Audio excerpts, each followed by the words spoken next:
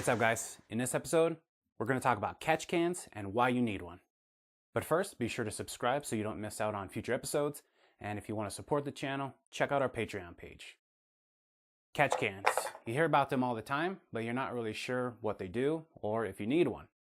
Well, let me start by stating that I recommend to anybody who wants to aggressively drive their car that they get a catch can as their very first mod.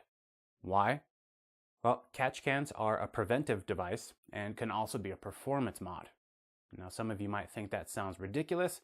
Don't worry, I'll explain why in a minute. So what does a catch can do? Well, a catch can catches oil and prevents it from going back into your engine. Wait, what? Engines have a positive crankcase ventilation system, which everybody simply calls a PCV. This system allows the pressure that gets built up in the crankcase to be relieved. It also allows other things like moisture and fumes to be evacuated as well. I won't get into exactly how this works because that's not the point here, but it relies on vacuum from the intake manifold.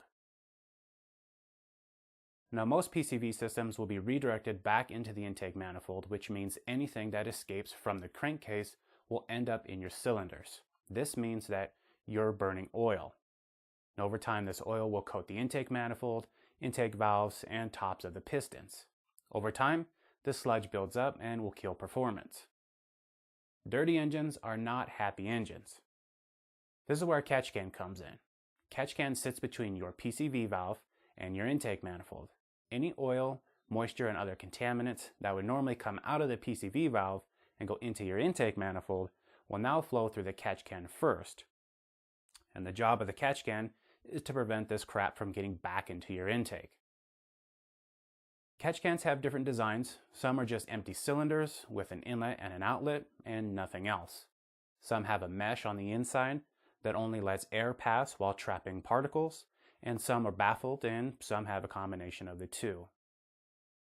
This is an example of what a catch can does. This is from my Genesis after 4 weeks of aggressive driving, including one track day.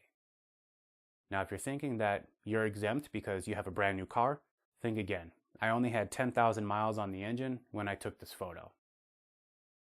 So there seems to be a lot of confusion around catch cans and how to hook them up. But they're very simple devices with very simple installation. The hardest part of installing a catch can is finding a place to mount it. There are two parts to the PCV system: the inlet, also called the vent, and the outlet, or the PCV valve. This is why you see the PCV valve routed to the intake manifold and the vent routed to the intake tubing or the air box. The PCV needs a catch can whether you're naturally aspirated or boosted. The vent side may or may not need a catch can depending on your setup. Now, in NA cars, in general, you don't need a catch can on the vent, and you can actually just run a breather. Some people get confused because they see oil from the vent. This is because at wide open throttle, the air going through the intake passes over the vent tube and creates a type of suction. If you put a breather on the vent, you won't see any more oil, assuming you have a healthy engine. And if you do, then you have another issue. If you have an older motor or have issues with your rings, you may have excessive blow-by at wide open throttle, which can force oil out through the vent, in which case you would need to add a catch can to the vent side. For boosted cars, the PCV valve is closed under boost to prevent pressurizing the crankcase, but pressure still builds up. And where does it go? Through the vent. So for boosted cars, it's recommended that you also have a catch can on the vent side in addition to the PCV side, even on a healthy motor. So how much should you spend on a catch can? Well, that depends on you and your car. I use a Cobalt water-oil separator for an air compressor on my Genesis and my truck. I bought them at Lowe's for $15 plus another $5 for some brass fittings, and they work just fine. I run an MPX can on the SRT4 and paid about $110. Some people pay upwards of $350, and that's really a personal choice. But just because it's more expensive doesn't mean that it's better though. However, it doesn't mean that cheap ones are okay to run either. For example, I bought a basic can from eBay, like this one here, to run on my Chevy Cruze, and I kept having problems. Eventually I took the can apart and found that even though the fittings were 1/2 inch on the outside, the ports were actually only about 5 millimeters on the inside. so there's a severe flow restriction. So just do your research, don't cheap out, but also don't think that you have to buy the most expensive catch can that you can find. Now, as I mentioned, this is one of the first mods anyone should do to their car. Not only is it a preventive maintenance mod, but it can also be a performance mod.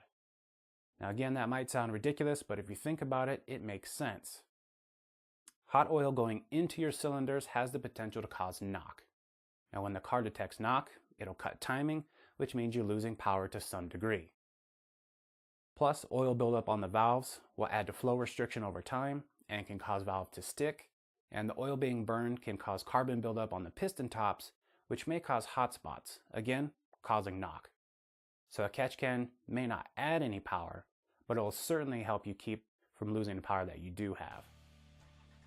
Alright, that's it for this episode. Be sure to subscribe, and if this video was helpful, click that like button or leave a comment. Thanks for watching.